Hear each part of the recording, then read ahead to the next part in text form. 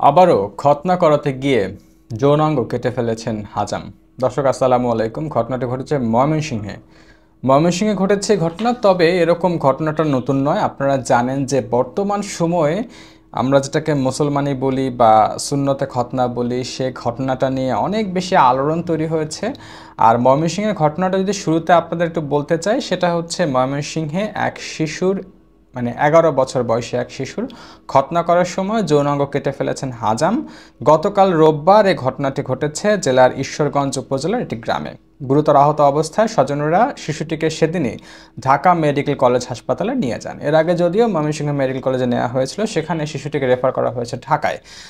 এর আগে আপনারা জানেন 8 জানুয়ারি রাজধানীর বাড্ডায় ইউনাইটেড মেডিকেল কলেজ হাসপাতালে মারা যায় শিশু আয়ান।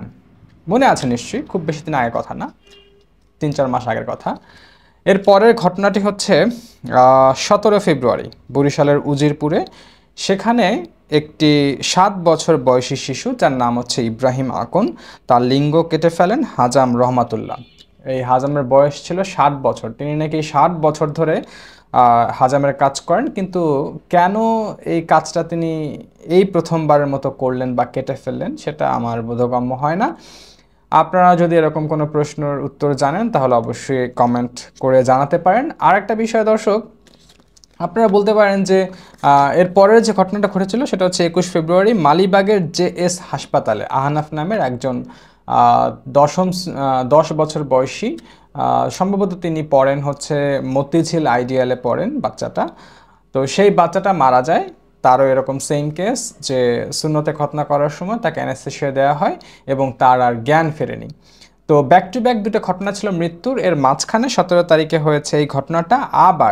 আবার যেটা হয়েছে নোয়াখালীর সোনাইমুড়িতে শাহাদাত নামে 7 বছর বয়সী আরেক শিশুর লিঙ্গ কেটে ফেলেন হাজাম। তো এই যে ঘটনাগুলো আসলে যদি বলেন 2024-এর মধ্যে ঘটনা হচ্ছে 2 জন মারা গেছে, 2 জনের হচ্ছে লিঙ্গর অধিকাংশটা কেটে ফেলা হয়েছে। তো এই ঘটনাগুলো এখন কেন ঘটছে, এর আসলে যৌক্তিক কোনো ব্যাখ্যা এ পর্যন্ত কারো কাছে নাই। আপনারা একটু খেয়াল করে দেখবেন যে মনে করতে পারেন আমি এখন খুব ভালো হাসপাতালে করাবো। ইউনাইটেডের চেয়ে তো নাম্বার 1 ক্লাস হাসপাতাল তো বাংলাদেশে নাই। স্কয়ার, ইউনাইটেড, অ্যাপোলো, এর উপরে তো আর নাই ভালো হাসপাতাল। যদি আপনি ইউনাইটেডে এরকম সেবা পান যে সেখানে ফুল অ্যানেস্থেসিয়া দিয়ে সুন্নতে খতনা করতে হয়, এরকম ডাক্তারও এখানে থাকে, তাহলে আপনি কোথায় যাবেন? আবার যদি বলেন যে না, আমি ডাক্তার দ্বারা করাবো না, আমি হাজাম দিয়ে করাবো, তাহলে হাজামরা কি করছেন? এই যে দুজনের লিঙ্গ কেটে ফেলেন, একজন হচ্ছে বরিশালে, একজন হচ্ছে নোয়াখালীতে। তো নোয়াখালীর যে ঘটনাটা, শিশুটার কোনো রকম করে বাচ্চাটা জীবনে বেঁচে যায়, কিন্তু এই ছেলের ভবিষ্যৎটা কি অন্ধকার হয়ে গেছে। তো অন্ধকার হয়ে গেছে না? কেন হচ্ছে আসলে ঘটনাগুলো? মানে এটা কোনো চক্রান্ত কিনা বা কি? এদিকে আবার দেখলাম কি যে যারা এই কাজগুলো করছেন হাসপাতাল কর্তৃপক্ষ, তারা আবার ওই যাদের সন্তান মারা গেছে তাদেরকে আবার চাপ প্রয়োগ করছেন বিভিন্ন মাধ্যম দিয়ে। তো আমার মনে হয় যে সরকারের উচিত জিনিসটাকে খতিয়ে দেখা। বর্তমান যিনি স্বাস্থ্যমন্ত্রী আছেন, তিনি একজন নামকরা ডাক্তার। আমার মনে হয় তিনি চাইলে এই সমস্যাটা দ্রুত সমাধান করতে পারবেন। ধন্যবাদ সবাইকে। আপনারা আপনাদের মন্তব্য কমেন্ট বক্সে জানান। ভালো থাকবেন। আল্লাহ হাফেজ।